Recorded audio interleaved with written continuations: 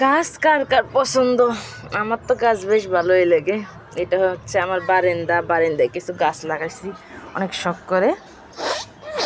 এই যে বারান্দার পাশে আম ধরেছে, বেশ ভালোই লাগে, খারাপ না। এই যে আমার বারান্দার গাছগুলো, মরিচ গাছ, এটাকে আপনারা কি বলেন, মান কচু বলেন, কেউ কেউ দুধ কচু বলেন, অ্যালোভেরা। আর দেখেন এই যে শশা বা অন্য কিছু হতে পারে, অন্য গাছ হতে পারে, বাট আমি জানি না। ফুল ধরেছে অনেক,